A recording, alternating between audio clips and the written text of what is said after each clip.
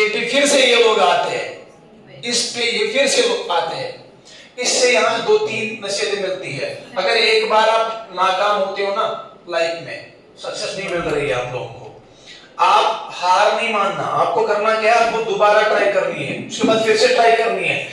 देखो यहाँ पे इन लोगों को परमिशन नहीं मिली ना 1608 पे, नहीं मिली परमिशन। ये लोग क्या करते, ये लोग छोड़ते, बोलते पर परमिशन नहीं मिलेगी, ये लोग मानेंगे नहीं इंडियंस, ये कहां परमिशन देंगे। इसका मतलब इन लोगों ने अगर यहीं पे हार मानी होती फिर अंग्रेज यहाँ पे हुकूमत नहीं करते, लेकिन इन्होंने हार नहीं मानी। इस ईयर में फिर से आ गए वापस, कितने साल के बाद, 8 से 13, 5 साल के बाद। तो 5 इयर्स के बाद हम लिख सकते हैं यार, 5 इयर्स के बाद, 5 साल के बाद, 5 इयर्स के बाद फिर से ये लोग आ गए। और जब 1613 पे आते हैं तो जहांगीर ही होते हैं, बादशाह तो यही होते हैं जहांगीर। और इस टाइम जो आता है ना वो सर थॉमस राव थे। अच्छी बात है आप लोगों ने वो चैप्टर पूरा याद रखा है। सर थॉमस राव ये थे यहाँ पे। अब ये आए वहां से, सर थॉमस राव आए वहां से और इसने जहांगीर से परमिशन ले ली। इस टाइम क्या करोगे आप लोग, इस टाइम आप लोग परमिशन लिखोगे और इस परमिशन को टिक मारोगे। अभी मैंने चैप्टर नहीं पढ़ा है इंडियन नेशनल मूवमेंट, अभी मैं वो रिपीट कर रहा हूं जो आपने पढ़ा है, भूल करने लगे। और एक बात आप लोगों ने इनके बारे में एक बेसिक इंफॉर्मेशन आपको दिमाग में होनी चाहिए कि भाई ये कंपनी जो है 1600 में इसकी फॉर्मेशन होती है ब्रिटेन में। मतलब ये फॉर्मेशन इसकी होती है ना, इस कंपनी को बनाया गया इस डेट पे, इस ईयर में।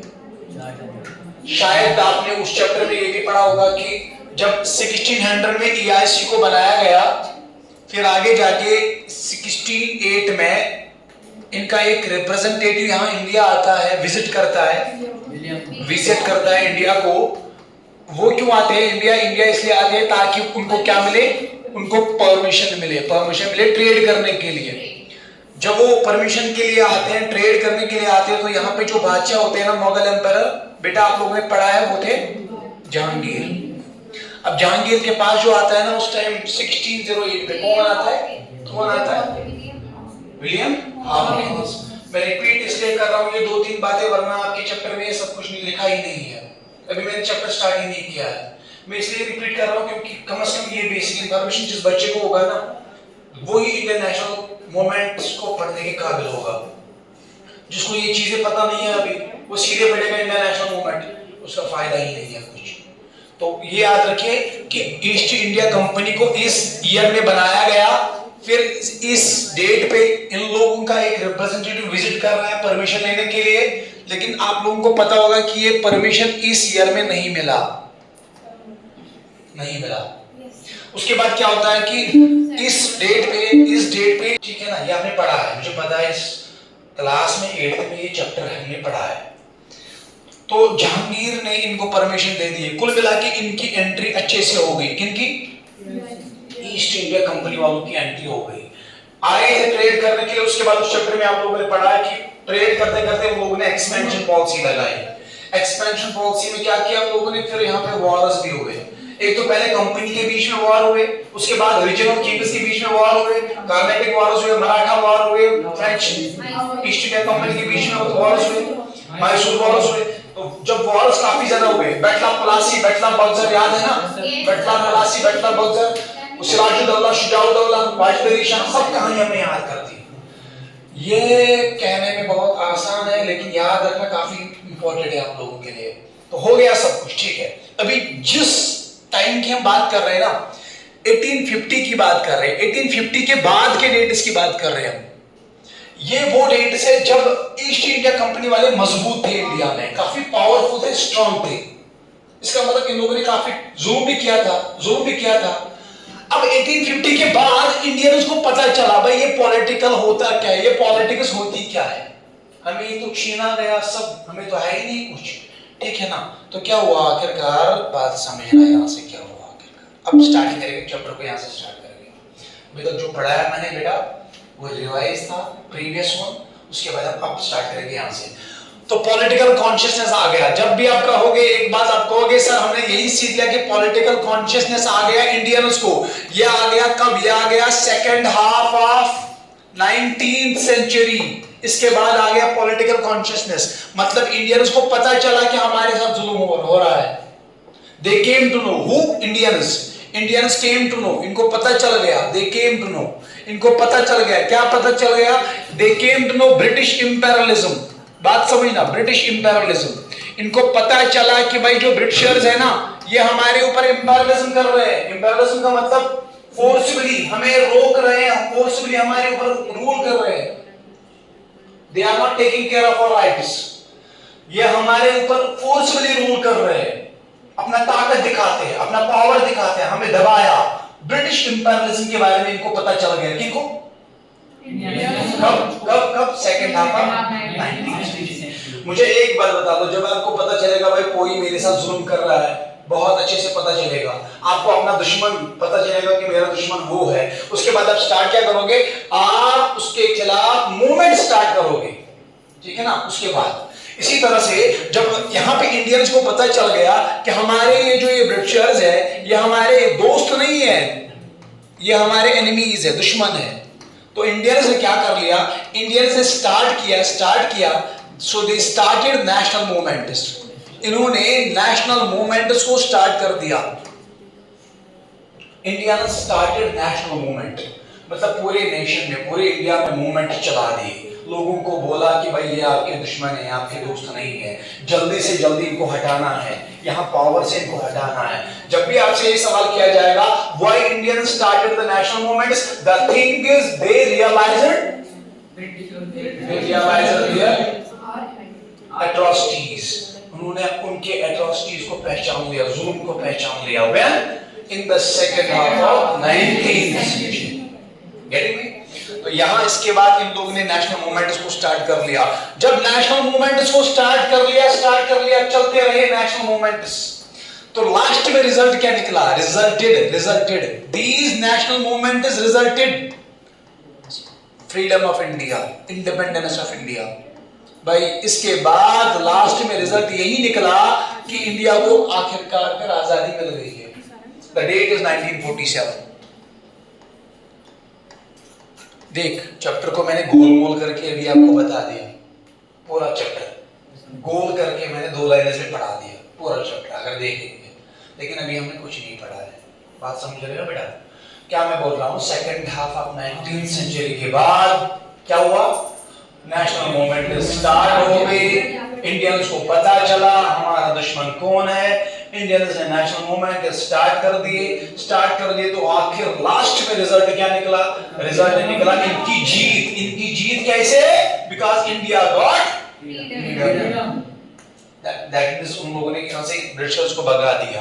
अब सुनिए आपका जो किताब आ रहा है ना, यहाँ से कुछ स्टार्ट हो रहा है. बस यहाँ से मैं स्टार्ट कर रहा हूँ पहली लाइन से. अभी तक जो बोल रहा था वो सारा यार बेसिक था. अब यहाँ से क्या आ रहा है? आप लोगों को पता होगा जो ये लाइन है ना, बेसिक लाइंस, वहां लिखा होगा इंडियंस ने क्या कर लिया, इंडियंस ने सफर कर लिया. तो बहुत इजी लगेगा आपको. इंडियंस सफर्ड अलॉट, बहुत ज्यादा सफर कर लिया. क्यों कर लिया भाई सफर? Because of oppressive rule. बेटा एक बार समझ लो, आपको बहुत सारा आसान लगेगा ये सारा चैप्टर. बस इतना याद रख लो. इंडियंस ने सफर कर लिया बहुत ज्यादा because of oppressive rule of Britishers. भाई ये तो इससे पहले भी हमने पढ़ा कि हाँ, इंडियंस को काफी सारी परेशानियों का सामना करना पड़ा क्योंकि ब्रिटिशर्स का रूल जो था ना, वो अच्छा रूल नहीं था. इट वाज ऑप्रेसिव का मतलब है बहुत ही खतरनाक. जुल्म था काफी ज्यादा. अब ब्रिटिशर्स ने काफी ज्यादा जुल्म किया. जब ब्रिटिशर्स ने काफी ज्यादा जुल्म किया, इंडियंस ने क्या कर लिया? सफर कर लिया. उसके बाद क्या होता है बेटा? उसके बाद आगे जाके लिखा है किताब में ग्रेजुअली क्या होता है. ग्रेजुअली का मतलब होता है बेटा स्लोली. और स्लोली क्या हो रहा है? लोगों को पता चल गया. और किन लोगों को पता चल गया? एजुकेटेड इंडियंस को पता चल गया. इन लोगों को पता चला कि हमारे साथ जुल्म हो रहा है. एजुकेटेड इंडियंस को पता चल गया. दे रियलाइज्ड, पता चल गया मतलब होता है realised. So later on gradually आहिस्ता क्या हो रहा है कि इंडियंस को जो है, एजुकेटेड इंडियंस जो है, जो तालीम याफ्ता थे, जिन्होंने पढ़ा लिखा था, उनको पता चल गया कि भाई हमारे साथ क्या हो रहा है, हमारे साथ ज्यादती हो रही है. तो ये हो रहा है।